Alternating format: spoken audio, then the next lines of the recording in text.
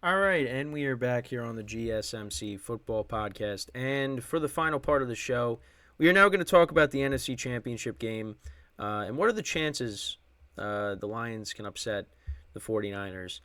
Um, so, like the Chiefs and the Ravens, the 49ers and the Lions have not met since week one of the 2021 season. And that was Jared Goff's first game as the Lions quarterback, Dan Campbell's first game as the Lions head coach. And the 49ers actually, were winning by a lot in that game. And the Lions actually almost came back. I think the final score ended up being 38-31. We'll talk about it later in the week. They made it close, and they actually had an opportunity to tie the game and go to overtime. I believe because I don't know if I think the 49ers fumbled and the Lions got the ball back. I'll have to go back and look. But yeah, so it's been a long time. And obviously, Garoppolo was the quarterback, back then. So it's, things are different now. The Lions are a much better team. The 49ers have a different quarterback. They're a better team, since then. So, yeah, this is going to be interesting. And, I think earlier in the season, I mean, you'd probably say, yeah, the 49ers are going to wipe the floor with the Lions. But I don't know. For me, I think the Lions have a good shot of upsetting the Niners. And one of the things is what we talked about before is the status of Deebo Samuel. Because if Deebo Samuel doesn't play in this game, that's a huge blow for the 49ers offense going into the championship game. And again, we saw how Brock Purdy played without him. And even before Deebo got hurt, this past game against the Packers, that really I was a little bit surprised with how Brock Purdy played. He was missing throws. I mean, he should have threw a couple of picks in the game. Darnell Savage almost had another pick six. There's definitely some vulnerability there. And I mean, we'll see what happens this week. The Lions, they don't have a good pass defense, and the 49ers with all of their weapons, they could definitely pick that apart. I expect this game to be very high scoring. But you know what? I think the Lions, they could keep up with the 49ers. I think they can. Jared Goff has played against the 49ers plenty of times. I know there have been games where he has not played well against the 49ers, but he knows this team very well. The other thing, too, is I was surprised at how well the Packers were able to run the football against the 49ers, which is I thought was something they weren't going to be able to do. Aaron Jones had over 100 yards rushing. I know a big chunk of that came from that 53-yard run, but still, I mean, he ran for over 100 yards in this game. And now you got the Lions coming in, and they love to run the football. Jahmyr Gibbs, the second half of the season has really played well. He's really become a weapon for them. You also got David Montgomery as well. If the Packers can run the football against the Niners, I mean, maybe, the Lions could find the same success there with the 1-2 punch that they have. So I think that's one thing that could play into the Lions' favor is their ability to run the football. Because also, that opens up play action, and Jared Goff is very good off of play action. The Lions have a lot of weapons. And listen, I'd probably put you'd put the 49ers supporting cast over the Lions, but I would say it's not by that much. Because, again, the 1-2 punch with Gibbs and Montgomery, and of course you got AmonRaSt.Brown, who's had a great season, Sam Laporta, the rookie tight end. I mean, it's a pretty good supporting cast. And then, of course, Jared Goff and Josh Reynolds have a nice connection, of course, because they played with each other, over, with the Rams. Jameson Williams has made plays this year. Again, you put the 49ers weapons over them, but, don't sleep on these Lions weapons. They got some good weapons there. And they really have surrounded Jared Goff with good young talent. And he's done well because of that.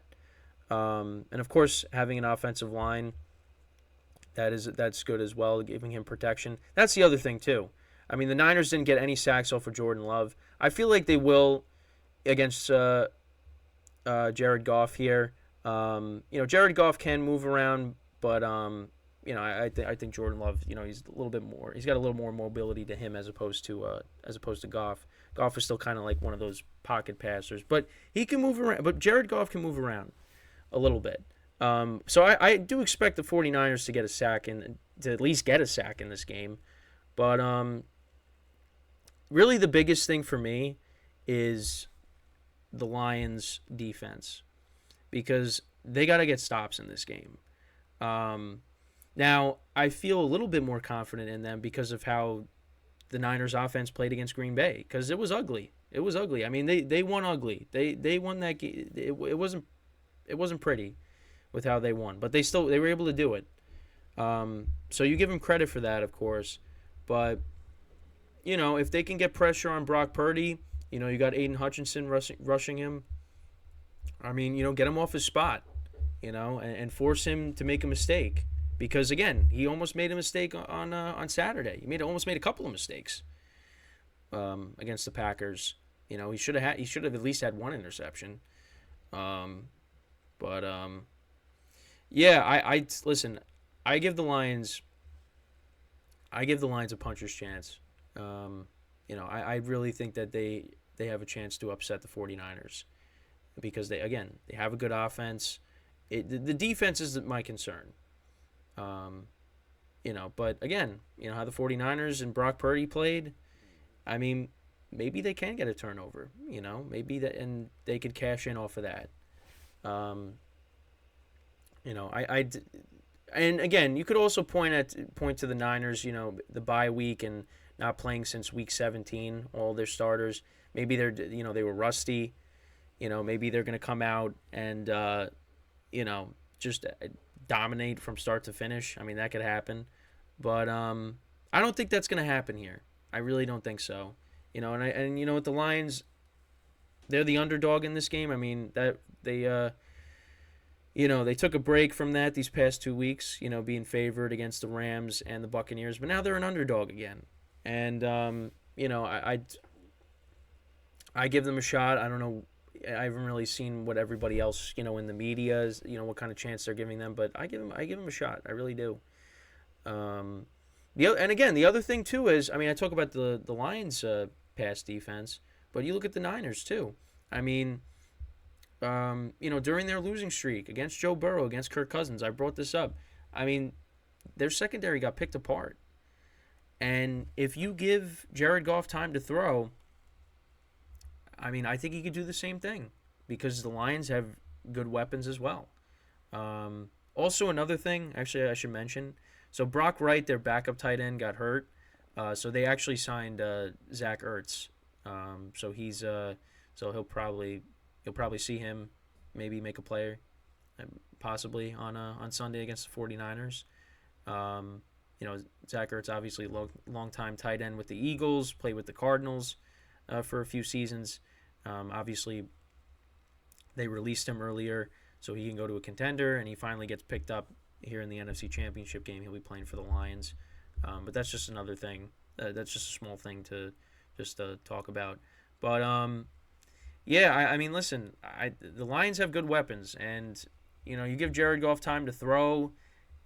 I mean, I think the Lions can move the ball against this Niners defense. If the Niners aren't able to get home and get that pressure on Goff. Because if you can get pressure on Goff, I mean, you get him off of his spot, you could force some turnovers as well.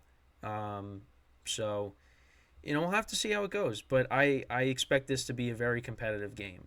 Now, I'm not going to sit here and say that the Lions will definitely win, but I think they have a good chance. I really do. Based off of what I saw from the 49ers on Saturday, and some of the things that, I've seen throughout the year. And, and I just think that, the Lions and their offense, I mean, that's a high-powered offense. I think they could go in there and they could put up points. If they can run the football well, like the Packers did, it's going to be a really competitive game. But we'll see. We'll see. But let me know what you guys think about this. What chance do you guys give the Lions against the 49ers? Do you think that they will upset the Niners, or do you think the Niners will, you know, win this game or win this game by a lot? I mean, who knows? Listen, I mean, this is what I think. And I've talked about my I've done predictions, picks all year, and I've been pretty mediocre for the most part. I will say though, the AFC side of the bracket, other than the Browns, because I mentioned this, other than the Browns Texans game, because I picked the Browns, I got everything else right. NFC has been a problem because I had the Cowboys going to the NFC Championship game, I had the Eagles winning, I had the Rams winning. But I had the 49ers getting here, so at least I got that right, and I have them going to the Super Bowl. It's been two different. You look at the AFC and NFC side of my bracket. It's one I got pretty much right, the other not so much. I mean, based off of what my bracket is, I mean, you guys kind of know where I'm leaning, but listen, I mean, if the Lions somehow pulled this off, I would be very happy about that. I would not have a problem with it. Because, like I said, I'm a fan of Dan Campbell. I call him kneecaps because of, again, what he said in his press conference with, biting off of people's kneecaps. I thought that was great. I've just been calling him kneecaps ever since then. We'll see. Again, it's been a while since these two teams last met. It's going to be very different this time around because the Lions are a much better team than that 2021 team. Again, and I always say this, I'm just hoping for good games at the end of the day. That's just what I'm hoping for. I'll be fine with whatever Super Bowl matchup we end up with. I know everybody's got their theories, and there's also, hey, maybe the first game of the regular season is going to be the matchup that we end with in the Super Bowl because we got the Lions and the Chiefs. Maybe that's what we're going to end with in the Super Bowl. So, because then you also got the Super Bowl logo, which is the 49ers and the Ravens colors. It's you got that going on. So, like I said, for me, I don't care what matchup we get. At the end of the day, like I always say, I just hope for good games. So. That's pretty much it with the show for today. I thank you guys for tuning in. We'll be back again 10:30 a.m. tomorrow. Don't have anything right now planned for what I'm going to talk about, but obviously we're going to continue to talk about these games as we get closer and closer to that. Friday obviously will be like the full on like preview of the games and who obviously who I'm picking, but still. We'll get into that on Friday. And then, of course, the baseball show will be on Friday as well. Got some things to talk about, Hall of Fame stuff. The Astros signing Josh Hader. So I'll get into that on Friday. So make sure to tune in for that. That'll be before this show, of course. So that is all the time that we have for today. I thank you guys for watching. Like I said, I'll be back 10:30 a.m. Eastern Time tomorrow. So until then, I am Kenneth Grunfelder signing off from the GSMC Football Podcast brought to you by the GSMC Sports Network. Have a good day, and I will see you guys tomorrow. Take care.